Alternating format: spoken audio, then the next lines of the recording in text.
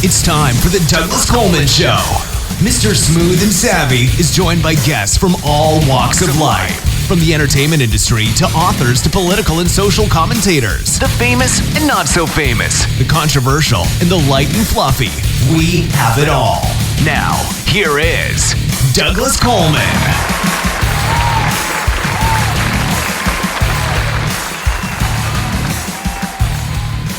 Hey there, hi there, ho there. Welcome to the Douglas Coleman Show. It's me, Douglas Coleman. How are you? Joseph Culp is here today. Joseph is an actor, filmmaker, writer, director. He's also the son of the famous TV and movie actor of the 60s and 70s, Robert Culp. And if you're old like me, you will certainly remember his dad. Joseph has a film out now called Welcome to the Men's Group. And we will be talking about that and talking about acting and life in general.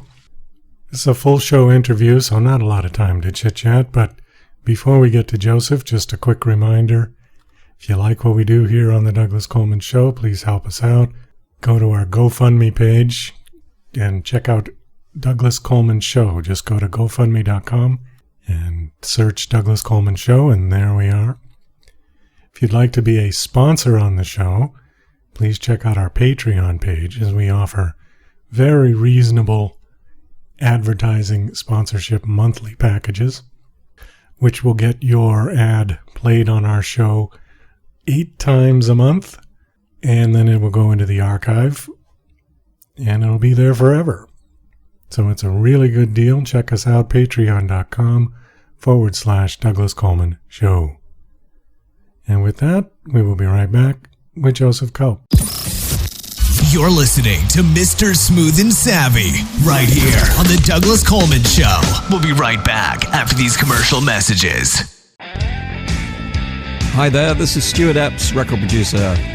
This is my story about Elton John, working with him in those early years, going back to 1967 at Dick James, all the amazing tours, those first recordings, going through to Rocket Records, and it's an amazing story about his incredible rise to stardom and my part in that. So look forward to taking you on that journey. So here we go. Yeah, and to order this great audio CD, please just email me at stuartepps@talk21.com. That's Stuart, S-T-U-A-R-T, Epps, E-P-P-S, at talk, T-A-L-K, 21 in figures.com. Stuart Epps at talk21.com. Email me and I'll give you all the details for buying this brilliant audio disc. Thank you. Bye. Tired of living in a culture of lies, fake news, and alternative facts? The Pro-Truth Pledge reverses the tide of lies by calling on politicians, and everyone else, to commit to truth-oriented behaviors. The pledge asks signees to commit to 12 behaviors that research in behavioral science shows lead to truthfulness, such as clarifying one's opinions and the facts, citing one's sources, and celebrating people who update their beliefs toward the truth. Private citizens who sign the pledge get the benefit of contributing to a more truth-oriented society. Public figures get more substantive rewards for signing the pledge in the form of positive media and public recognition. The pledge crowdsources the truth by asking volunteers to evaluate the statements of public figures who sign the pledge. Take the pledge, demand that your elected representatives do so, and encourage your friends to take it at protruthpledge.org. DJC Music and DJC Productions are pleased to announce a brand new website. We have started a listing website for radio show hosts as well as potential show guests. This is a meeting site where hosts and guests can come together. Show hosts can list their show and types of guests they're interested in booking. Potential guests can list their talents, bio, accomplishments, or anything they feel makes them an interesting radio show guest. There are no recurrent payments, only a one-time $5 listing fee. Your listing will stay up until you decide to cancel. Previous guests of The Douglas Coleman Show are welcome to submit their guest listing free of charge. Go to radiohostsandguests.com. That's radiohostsandguests.com. Acclaimed author of Garden, Jane Yates brings you the first book in a new trilogy, Octopus Pirate, a story of a foundling who has unusual talents, such as the ability to communicate with octopuses. As a baby, he was washed up on an island off the Scottish mainland. An eccentric former nun who lives alone with cats brings him up. He joins a circus and narrowly escapes plots against him, flees to Cornwall, builds a replica pirate ship that's also an airship to travel back in time to fight real pirates. Get your copy today from Amazon, only 99 cents. And now... Hey, Rocky, watch me pull a rabbit out of my hat. Again? Nothing up my sleeve. Presto! Wrong hat. I take a 7.5. Now here's something we hope you'll really like. Okay, please welcome to the Douglas Coleman Show, Joseph Culp. Hi, Joseph. How are you? Hi, Douglas. I'm well. Thanks very much. I'm calling in from France today, so it's nighttime here, and I think it's daytime there. Yeah, it's just 11 o'clock in the morning. We are in Las Vegas. You're in Las Vegas. Yeah. I wasn't clear exactly where you were. Okay, terrific. So we're on West Coast time, and it's a beautiful day. You're on West Coast time, and I'm on EU time. So what time is it there now? So yeah, it's like 8 o'clock at night. Yeah. 8 o'clock. Okay, so it's 6 hours ahead of the East Coast, which would make it 9 hours. 9. That's right. Okay. Yeah, 9 hours for Vegas time. Well, it's a bit rainy here, so the fire had to build up the fire and hunker down. Can you speak French? Ah oui, un peu. Okay. Mais je parle le français, mais je suis très timide à parler avec les gens, which means I'm very shy to speak with the people. Well, I actually knew what you said, but thank you for telling that to my audience that probably doesn't understand. I am not. I am practicing my French, but not as much as I should because I'm so busy with all these other things, with movies and whatnot, and so I'm not taking enough time to practice my French. But I'm doing the best I can. I haven't been to Paris in a long time. I was there in 1980. And it was a high school trip. I just graduated high school, and like 12 or 15 of us, the school organized the trip, sort of a cultural type trip. And I can just remember, because I took French in school, and my mother can speak French, so I kind of had an understanding of the language. But when we got to Paris, they spoke so fast. And I just felt like an idiot, so I just said, oh, forget it. I'm just going to speak English. And that was even worse because then nobody would speak to me at all. So, well, the world has changed in 30 plus 40 years, whatever it is now. It is, a lot of people speak English now. Many French do, and it's not the way it used to be. English really is the international language now, but in the French countryside where I presently reside, a lot less. So, well, I think it's you gotta speak the language of the natives when you go there. I think that's only fair, Well, there you go. So, speaking of language, let's talk about the language of film. Okay. Our subject today. I did want to ask you just a little bit of your background before we get to the film, if you don't mind. Now, you are the son of Robert Culp, who was a very famous TV and movie star back in the 60s and 70s. You and I looked on your bio, you and I are like 7 months apart. So we grew up with the same pop culture, the same TV shows, all of that, the same movies, same music. I remember your father very well. I remember watching I Spy, the reruns. I remember America's Greatest Hero. And I also remember he was like on the game show circuit back in the 70s. He did a lot of those, didn't he? Like Hollywood Squares and... That was a very typical thing of a lot of actors, particularly TV stars. It was, frankly, it was always quick money. My dad, was, even though he was a pretty major star, he was quite passionate about, writing and filmmaking. And so when he didn't have to act for money, he was, always working on screenplays and other projects. So I think he would take the game show gigs as a quick way to, make some dough. So he did stuff like, he did, Tattletales. Oh, Remember yeah. that one? Yeah. He did with my stepmother of that time. He did, I think he even did Celebrity Bowling at one point. He did a bunch of those. Match Game, probably. What's My Line? Oh, yeah. All the favorites, and which you and I used to watch probably, on weekday afternoons in the summer, when there was nothing on but game shows, and I was addicted to game shows. So yes, my father, Robert Culp, did game shows. Yes, he did. And some of them are on YouTube, which is really cool. Yeah, I noticed that Match Game is on YouTube now, and that one was great because that one was so dirty, but it was all tongue-in-cheek, and, as a kid, maybe I didn't get all the humor. But watching it now, it's like, wow, this show is filthy. And would you rather have blanked your blank? What are we talking about? And I think, half of them were 3 sheets to the wind already. Oh, yeah. And it just... Gene Rayburn must have been just imbibing daily, yes.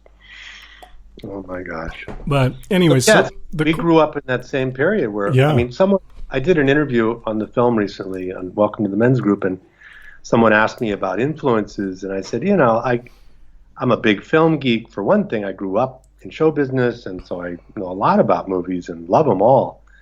But that period, particularly the 70s, which we really came of age in the 70s, was one of the most amazing times for film because you had these maverick directors doing a lot of their first stuff, their early stuff, and the studios were not quite locking down. They didn't know what to do until the 80s and 90s came along. So there was this period where you had incredible films from Hal Ashby and Paul Mazursky and Scorsese and of course Coppola and these Cassavetes. It was such a rich time, and I if you're like me, we saw those films, and they were very seminal in a certain way. Oh, absolutely. And the market wasn't so saturated. Again, this is the argument with the digital age where it's the double-edged sword. On one hand, it makes it very easier now that people can do indie films and everybody can do it, but the market is so saturated that where back then, you had your choice. You wanted to see a film, you went to the theater. That was it. That's right. That was before cable TV. It was before VCRs. And occasionally a movie would come on ABC or NBC, but it would already be, at least 5 or 6 years old. Oh, yeah. by the time. And mostly those were, that was the period of, which was kind of almost a really rich period, late 60s, early 70s, of the TV movie, which my dad did a lot of those, and some were really great, actually, where, television was actually making movies. And so, because they weren't taking them theatrically, probably not wanting to pay for that, they wanted their own brand of movies. And so it was a very rich time for a lot of stuff. And it's very saturated now. And how do you get a film seen, much less made? It's where is it going to land? My film, case in point, we made this film and Welcome to the Men's Group, and it's now coming out on VOD, so people will get to see it. That's how people see movies today, by and large. But again, without tons of money behind, promotion and basically, four-walling theaters, where are you going to hear about this movie? Well, the Douglas Coleman Show, obviously. Well, that's one method, yeah. Right. We do our best. So That's right. did you grow up as a Hollywood brat, or did you have a fairly normal life? So I like to think I wasn't really a Hollywood brat, the way I've heard and known a bunch of others. I mean, I did know quite a few. But my dad, in a certain way, he tried to kind of shield us from some of that. If it's of any interest to anybody, I lived in the Malibu colony for 3 years with a lot of other people. That was where you lived. I lived in Beverly Hills. But I also was, frankly, sadly, sent away to boarding school, which, though sounds like a real privilege, in a certain way was also like being sent to Siberia. So I wasn't around a lot during the daily life of LA and Hollywood and what have you, the way some others were. So, it's a double-edged sword. If you grow up in Hollywood, you have access to certain things. There's a certain entitlement that comes to movie stars and all that, and their kids possibly. But on the other side, I went to boarding school in a small town in Ojai, California, where I was just kind of a dumb kid, there. So in a certain way, I don't feel I had the same kind of overexposure, let's put it that way, that a lot of people I did know. I knew Christian Brando, I knew Tatum O'Neal, went to school with her, dozens of others that seemed to really get affected by Hollywood. And I don't think I did. In fact, I just wanted to be close to my dad, and when I felt like I had talent as well, then I started acting and in school plays, and then eventually made my way to New York on my own, went to school, studied acting, did theater, and it was something I was passionate about without being guaranteed anything, because no matter what people say, nepotism doesn't really happen quite the way people think it might. It's like, people could say, oh, your dad's, Robert Culp, so in a way that's a high bar that I have to, match. And on the other, so people can be prejudiced against you or give you an invitation to come and audition, It can work both ways. Well, true enough, yeah. I think I'm not so much of a brat, but I had also the permission to dream that that's possible for me because I saw my dad do it. Did he encourage you? I mean, when you showed interest in acting, did he say, oh, go for it, or did he try to discourage you, knowing the rigors of the business? Yeah, I will say that he didn't discourage it, but the kind of guy he wasn't an immediate, and I say this with great love, he's passed away now, he wasn't like a, immediate cheerleader on like, rah, rah, go get it. It's kind of like, well, okay. It was a bit more measured. This is serious business. And you really mean it, or are you just sort of messing around?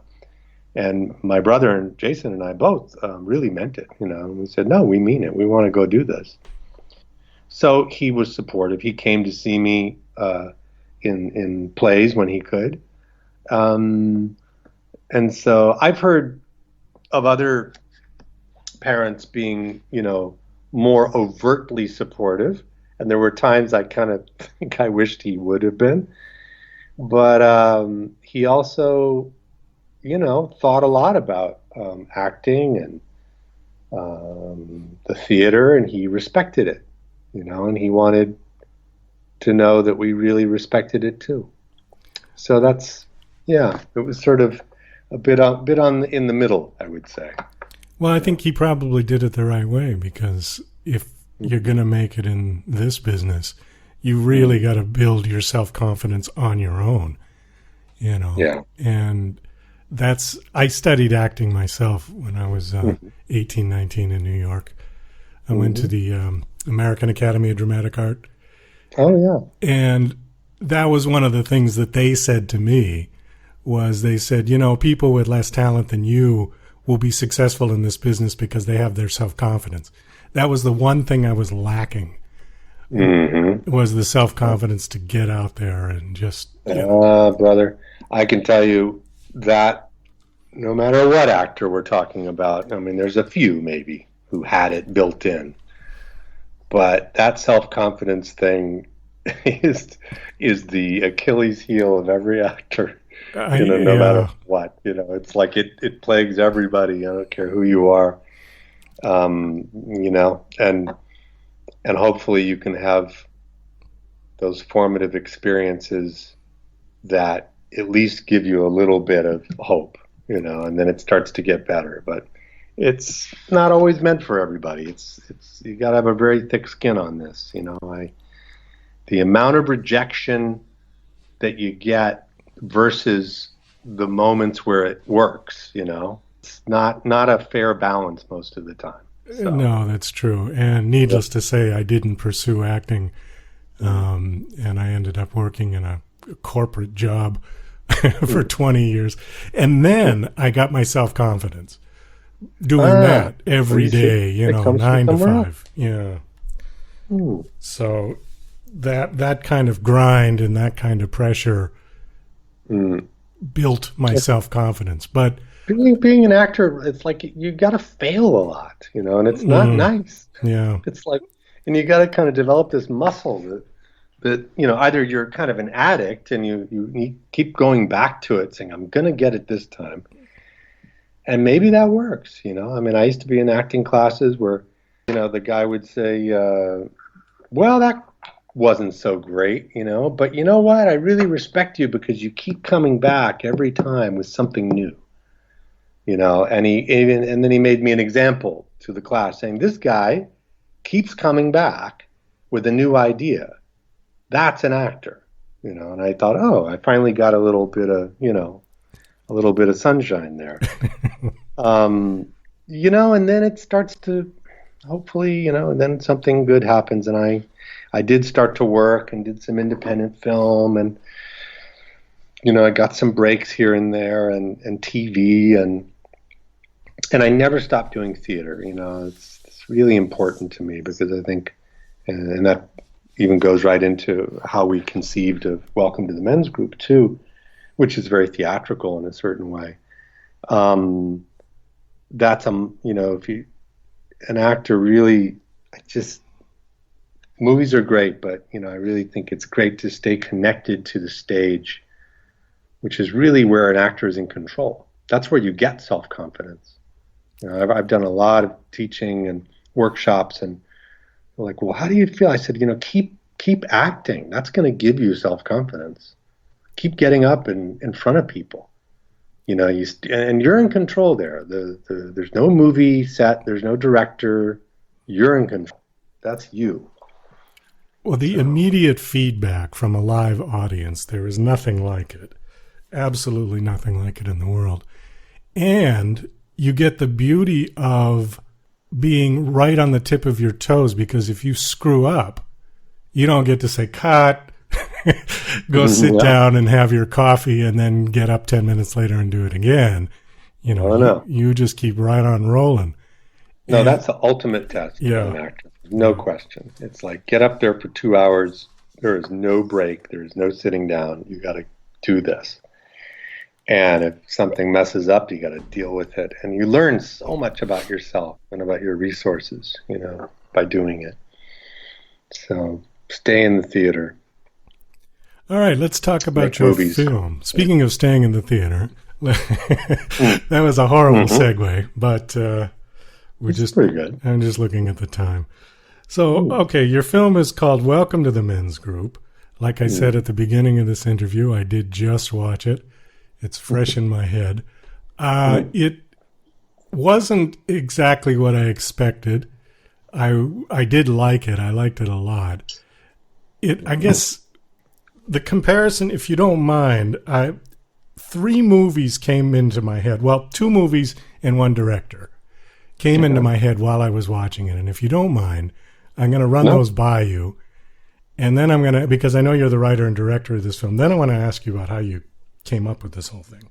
But it started out like Who's Afraid of Virginia Woolf? That's where I kind of first went in my head with it, okay? Then it sort of spiraled into a Pierre Pasolini film. Okay? Specifically with everybody dancing around and the guy running around, with the dirt all over him and stuff. Okay. Now, do you want to set it up at all before, because you're saying a lot of features about the film, but like, just for the benefit of our audience, like, what is this film about? It's called Welcome to the Men's Group.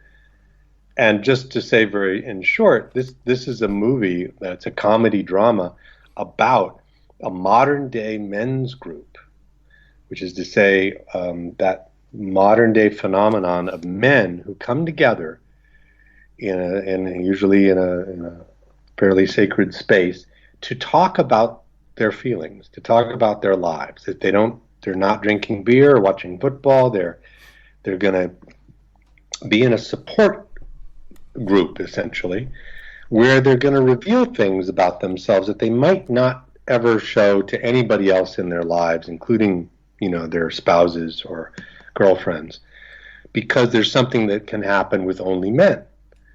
And in the course of this character study of a film, on this particular day, things don't quite go as planned. One guy looks like he's headed for a breakdown, played by Stephen Pawlowski. Other guys have long-standing conflicts that boil to the surface, and the whole thing goes into chaos on this one day. Right. And I just thought I'd say that so an audience goes, okay, that's what we're talking about. Like, that's the premise of the film. And now you've said Who's Afraid of Virginia Woolf, and then Pasolini. What else? And then the ending was The Cat in the Hat. The Cat in the Hat. Okay. I think I got that reference. You get that because The Cat in the Hat, all of this crazy stuff goes on throughout the whole movie.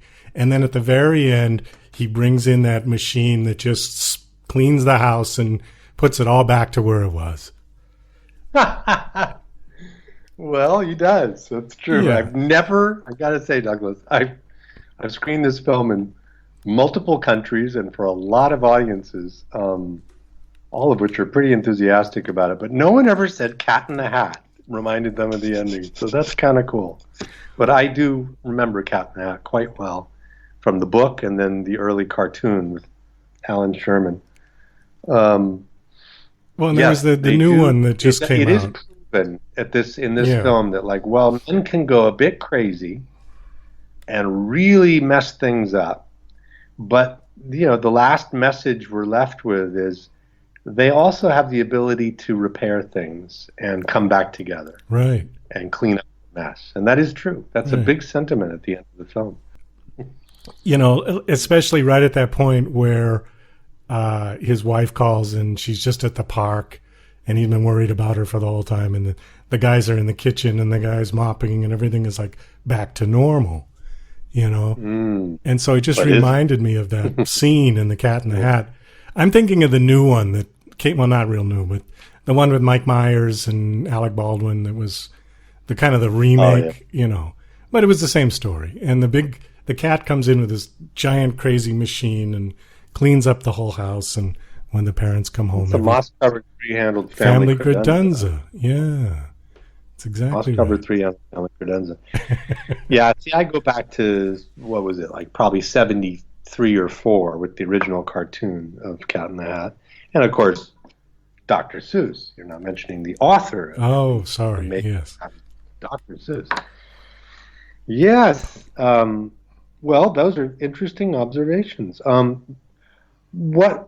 Maybe I should turn on a question on you and saying, well, what did the film say to you, or what did it make you feel about men, about these particular men? Like, did it have any kind of, meaning or significance to you as a man? Yeah, actually, if I had to relate myself to one of the characters, it would have had to have been Carl. Okay. There you go. Because I've Carl, tended... played by Stephen Tobolowsky, Stephen the great Tobolowsky, Tobolowsky, you know, from Groundhog Day and Californication and The Goldbergs and about 1,000 other movies. Yeah. I've seen him in how would you lots of describe films. how would you describe him in the film, the Carl character? Somebody that always had big ambitions, but never the follow through to see something through. And then when things started to fail, he just jumped ship and would jump to another ship and try again and again and again and again. And his whole life was sort of like that. And little by little, things were just crumbling to the point where he started to go out of his mind. Yeah, in a way, that's the story of many men. You know, I want to say that if you relate to that, many men do, and I do as well. That something very male, you know, and all the issues we try to discuss in the movie, and these characters are emblematic of that. And the Carl character for me was, you know, he's kind of like the con man. He's kind of the schemer. And there's a part of all men that wants to come up with a grand idea and does, and they often fail. And I would say 95% of the time they often do. You know, we're dreamers. There's a part of men that we dream. We want to build something. And it may not be quite rooted in reality in one way or another. And yet, you know, we have to go through it. Carl's problem is that he also possesses that rather unfortunate trait that a lot of men have, which is a certain lack of integrity for various reasons. Could be his upbringing, whatever. And his lack of integrity leads him to do dishonest things with his family, with money. He's kind of an addict. He's like a gambling addict in a certain way. And gambling addiction is a very profound thing. And the guys finally call him on it in this movie.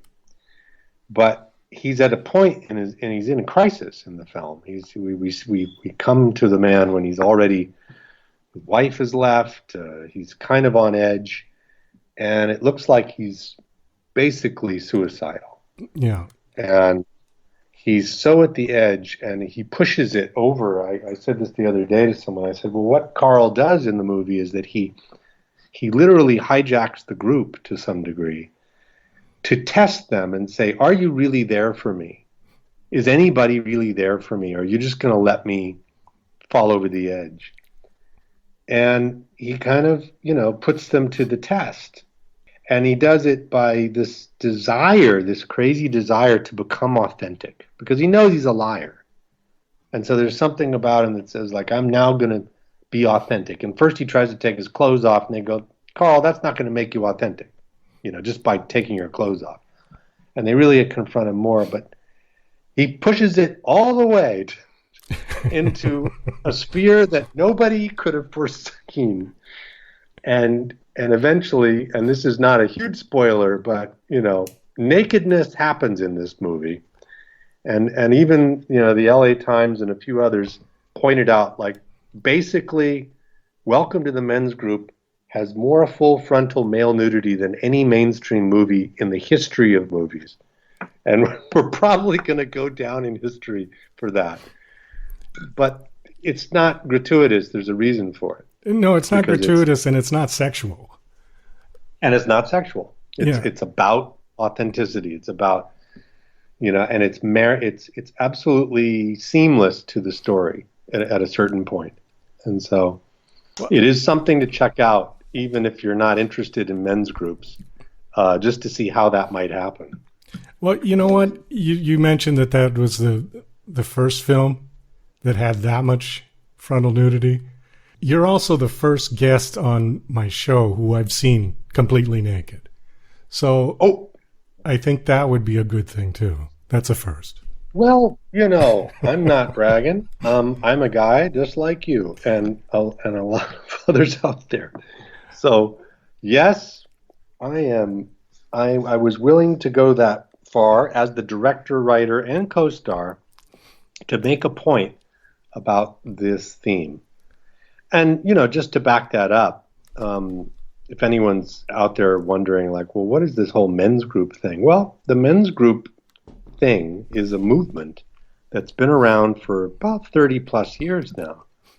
And that means that it was really a reaction to feminism, where men, pretty much by the mid-70s, certainly by the 80s and 90s, were saying, okay, so women are empowered now, and what about us? How are we going to kind of readdress our masculinity, and what does it mean to be a man, and where are we going to get a kind of support and empowerment? And men's groups began to form.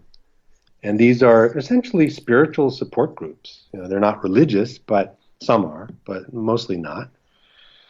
And really about the test of men to say, well, what could we share our feelings with each other, which is, of course, a bit of a taboo, from our fathers' generations or our grandfathers' generations. Men do not share feelings. Men do not share vulnerability. We don't talk about our fear. And these groups do that, or they try to do it. And I've spent more 20 plus years in men's groups. I thought they were wonderful. I thought they were inspiring. And eventually I thought it's a subject that we should make a movie about. So that's kind of how it all came in. Okay, that's what I was going to ask you, was that, so all the time that you spent in the men's groups, this was sort of culminating into this film? You didn't just sit down and say, I'm going to write this all out. No. I think it would be literally impossible. There was a lot of information in that film. It's packed. Yeah. It's a rich, essay on men's personalities and what happens. And yeah, there's no way I could imagine that as just a creative writer. No, I was in men's groups. I still am. I love them. I think they're great. And a few years ago, I wasn't thinking about it the whole time, but I certainly, was very saturated with the men's group stuff. And then a few years ago, I remember seeing something in a men's group session one morning that was so inspiring to me. It was so, the way these men behaved towards each other, the way they got past a problem, and it was so beautiful that I thought, God, if I could only have a camera, and show an audience what I just saw, I think they would be fascinated, and I think it was wonderful. And I started talking with another guy in the group who also felt that way. And he had a background also in writing. And I said, well, why don't we start collaborating? And that was the beginning, where we started trying to come up with a screenplay that could capture this event. I didn't want to do a documentary because I'm not a documentary filmmaker. I'm a storyteller. And so it began with thinking about these guys and what kind of guys could we make this movie about. And this might have not been lost on you, Douglas, that it wasn't in our mind to do, as you said, like just if somebody handed me an assignment and go, like, make a movie about a men's group. So Hollywood would make that movie, and the guys would go on a camping trip, and they would end up, meeting hookers and killing somebody, and something terrible would happen. It would be like a complete falsehood. It would never happen.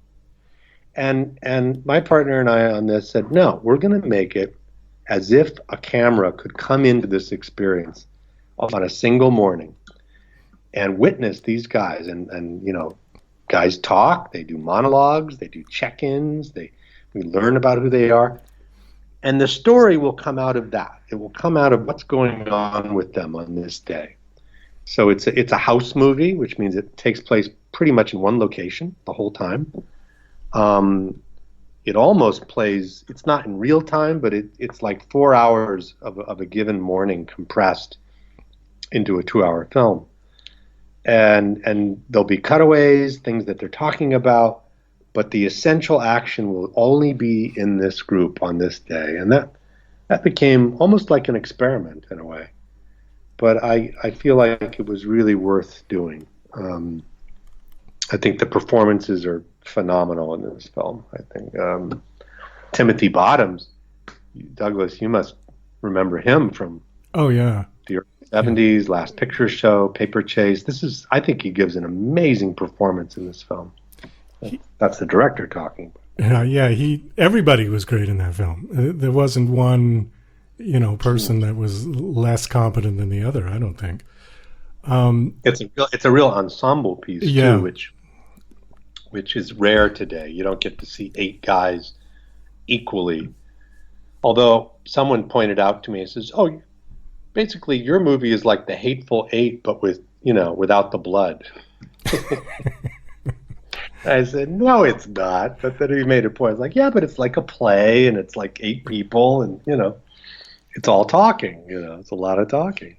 Well, what you lacked in gore, you made up for in nudity, I suppose. In nudity, that's right, and some really good laughs. I mean, there's genuine laughs. Very funny parts in that. Yeah.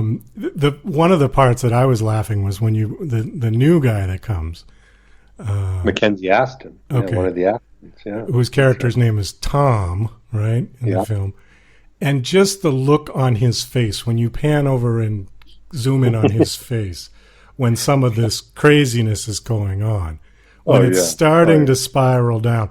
He thinks it's just going to be a bunch of guys sitting around talking, but when it starts to go a little bit into the cuckoo land, and just the look on his face, he's hysterical. Amazing. Yeah. I mean, he says more.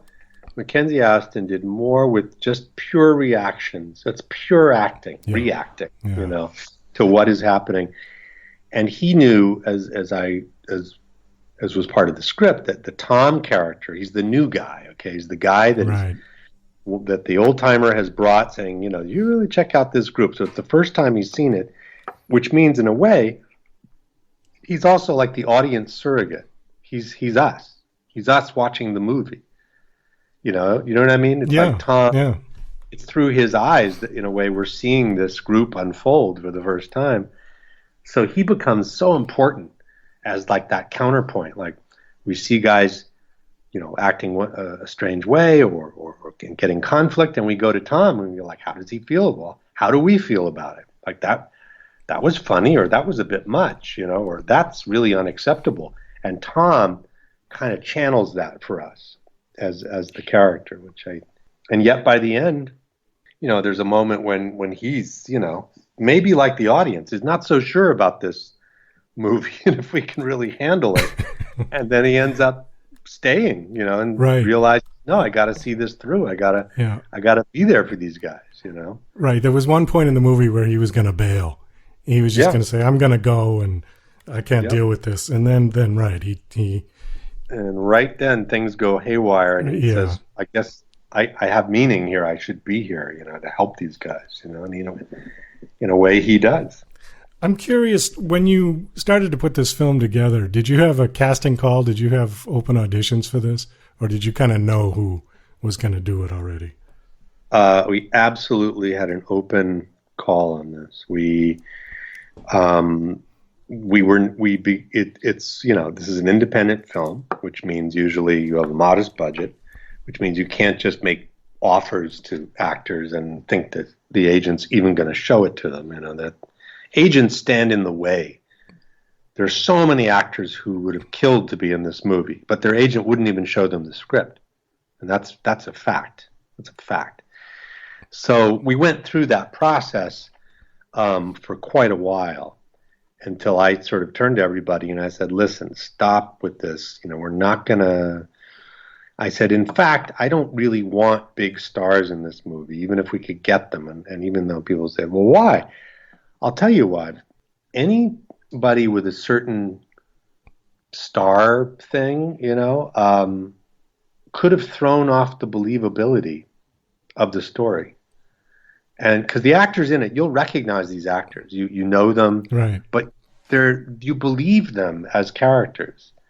Whereas, a certain actor with a certain profile, you just wouldn't. You'd say, okay, there's that actor. I don't know. Let's say Tom Cruise. I don't know what. And you wouldn't really. It would compromise the believability of the story in a certain way. So long story short, when it came around to the casting directors, we said, listen, just start putting it out there to the agents and let them start sending us people. And Stephen Tobolowsky was the first guy I met, first guy in the door. He read the script. He said, it's great. I want to do it. What do you want me to do? And it went on from there. And each actor, without question, just became the perfect choice for these characters. And we saw a lot of people. We didn't oversee people, but Timothy Bottoms, David Clennon, who many people, if you know movies, David goes back to, I think he's in 4 or 5 Hal Ashby films. He was in Being There. He was in The Thing by John Carpenter. Oh, okay. He plays Palmer, who has that great classic line, "You got to be fucking kidding me." Pardon me. But David Clennon plays Fred, who's like this wacky Zen poet kind of beatnik guy in Welcome to the Men's Group. Terrence Rotolo, who plays Eddie, this Hispanic guy who's kind of a tough macho guy. He's one of the sweetest guys you'll ever meet. So wonderful actor, and actually is a really accomplished stuntman who's been in dozens of movies. But he's trained as an actor, and in a way, this was a role that doesn't get offered to him that often. And my partner and I said, this guy's perfect for this role. He's just absolutely perfect. He's got to be this guy. Phil Abrams, done lots of TV, very funny as the needy social worker trying to hit on women all the time. Neil. Ali Sam, who is an Iranian actor, a wonderful, wonderful actor, sweetest guy, channeled the character of Mohammed, who is this, kind of, he says he's like an evolved guy and he's kind of co-opted in the American dream and everything, but he's still got a lot of antiquated notions about women and kind of a macho thing too going on. My God, I mean, we were just gifted with these actors, and they all just knocked it out of the park. And I got the opportunity to work with them also as an actor, as I played Michael, and just couldn't be happier about it. Incredible cast. Did you have anybody during your casting that once they saw that they're going to have to go full frontal, they said, nope, not doing it, out of here? Did you get any of that? So, let me put it this way. Every actor that we cast, they knew the script. They saw what happened, and that was going to happen. And they all had to sign an agreement that, one, they were going to do it, and two, that we had the right, that they could not back out of that we have the right to use their likeness. It's an agreement. It's a nudity clause, and they have to agree. They can't all of a sudden say no after they did it, Ali Sam, this wonderful, wonderful Iranian actor, American, he said, I want to do this part. I want to do it so bad. It's one of the best things I've ever come across.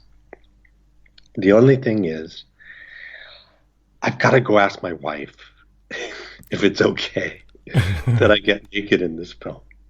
Because I'm an actor, I will do it. I don't care. I get it. It's part of the story. But there's a possibility that I will not be able to go back to Iran if people find out that I did this or work in Iran. And because they take that very seriously. You don't parade your wiener around in Iran. And we said, please do. And he went and asked his wife, and she said, Shalom Aleichem or Mazel Tov or whatever, and said, yeah, you can go for it. So he got the blessing from his wife, and we were happy campers. There was one actor whose name I really won't mention, who I thought might be a good choice for the film, and they actually really wanted. They were very seriously considering me in the film, and he is quite famous. And he said, "But listen, I gotta say, I'm interested. I'd like to do it, but I just can't do it with my dick out, And I said, what are you talking about? You're like a great actor. Like, of course you can. He goes, no, I can't act. I can't act if my, my penis is out. And I said, what? And his wife we had lunch together. His wife looked at him and was like, of course you can. You've done everything. He goes, no, I'll be thinking about that and I won't be able to act anymore. And I had like 2 meetings with the guy, and I love this actor. And he said, I just can't, no, isn't there some way? And I went, no, there's no way. No, we're doing this.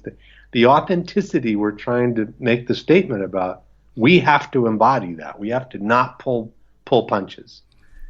And it turned out to be a blessing, because the actor that played his role, which is Phil Abrams, who played Neil, is hilarious. He's just a hilarious, wonderful, empathetic actor, and was such a boon to the whole production. And in a way, the actor I'm referring to might have pulled the attention away from the whole group. And what you have is some of the most selfless performances in this film.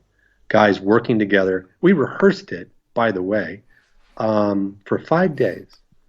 So these guys were so committed that they rehearsed, which is unheard of today. You can't get rehearsal anymore, unless you pay people a lot of money. And they did it gratis, because they said, we have such a short schedule. And I said, guys, the only way we're going to get through this is we have to know our lines perfectly. And we have to already be up and running in a certain way, almost like we could go do this at a theater. And they agreed. And that way I could shoot long takes. I could really chart the course of their emotions. I could get behavior. Everybody could stay in the scene. Nobody, most movies today, or TV certainly, scenes are like 2 minutes long. Oh, yeah. Not even that. They're like a minute and a half. And so you just look at the pages that they give you on that day, and you go in and you act, These guys knew huge monologues, huge swaths of scenes. Incredible. I just, what a rich experience to get to do that on film. It's very rare indeed. Did you have any trouble getting distribution for it, given all the abundant nudity in it? No, the nudity wasn't the problem. It's an independent film that, it doesn't have huge stars. It has recognizable actors. And so, distribution was really hard to come by. The market has changed. I don't know how aware you are of that. Probably you're very aware that you said the glut of product. Distributors don't even do the job that they used to do, which is you'd submit their movie. They go, okay, we like your movie. Here's how much we'll put into the marketing. Here's how much we want back. And you made a deal. Right. Now, we had offers from several distributors, but they absolutely would not put a dime up front to promote the film. They said, well, we love the film. How much do you have for publicity, for P&A? And I said, well, we're an independent film. We have nothing for that. That's your job. And they went, oh, we don't do that now. So, maybe you could go raise that money. So that made picking up an effective distributor very difficult for quite some time. But now we have Leomark, and they're really wonderful, and we're dropping on VOD. We've done theatrical screenings. We'll probably do a lot more, but distributing your independent film today, how do you do it? It's, without hundreds of thousands of dollars in marketing, it's hard to make a blip where people notice. If you think, these cool indie films coming out of Hollywood, the only reason you heard about them is they've got $1 million or more in marketing. That's the only reason you know about them. Otherwise, I don't care who's in the movie. You can have major stars. You're not going to hear about it. Because the world today with film is, they're tentpole movies mostly. If you go to a multiplex, those are all multi-million dollar movies that are spending multi-million dollars on marketing, and somehow they're able to make the profit. But a wonderful little movie about a men's group that's funny, that's compelling, that's interesting, or any kind of simple human story, those films are really, at a loss to find their audience. So what you do is you do festivals and you do specialty screenings and you go on the road, and we did a lot of that over the last year and a half. So that's the story certainly of this film and distribution. It's very rare indeed to get that distributor who does what I consider the traditional job of the distributor, to give the movie a real chance. The movie is called Welcome to the Men's Group, written and directed by Joseph Culp. Joseph, thanks so much for coming on. We are really out of time, so we need to wrap up the interview. I thank you for coming Douglas. on. It's been a pleasure, and I hope everybody will check it out this Friday. It'll be on iTunes, Google Play, Amazon. Possibly your local cable system will offer it as an indie choice as well for video on demand. So welcome to the Men's Group. Check it out. Go to our Facebook page. Welcome to the Men's Group. Friend us. Friend me, Joseph Culp. Always happy to add more friends. And check out Welcome to the Men's Group as soon as you can. So this is coming out, you said Friday, so that's the 9th? The 9th, yeah. Okay, 9th of November, 2018. Exactly. And is it going to be on Netflix? Have you gone that way yet? We'll wait on Netflix probably for a little bit because you want to do this first round of just direct VOD where people can just see it immediately. Netflix, they've got a ton of money and they're making a lot of stuff, and they I think they will take the film, but just on a pure distribution level, you want to maximize whatever your revenue stream can be, and Netflix will just take a licensing and they'll put up probably a minimum. So that gets into technical stuff. So eventually it will be on Netflix. It will probably it may be Amazon Prime and a few others too, and probably a cable network or two also. But first you'll be able to see it instantly. So check out, everybody seems to be on Facebook or Instagram, so look for Welcome to the Men's Group, and there'll be links there, and you can immediately watch the movie. All right, super. Joseph, thanks again for coming on. Great talking to you. Best of luck with the film. Thanks very much, Douglas. Take care now. Well, that's about all the time we've got for the show today. I want to thank my special guest, Joseph Culp. Thank you very much. Please check out the movie Welcome to the Men's Group, available on video streaming services on a computer near you. This is Douglas Coleman saying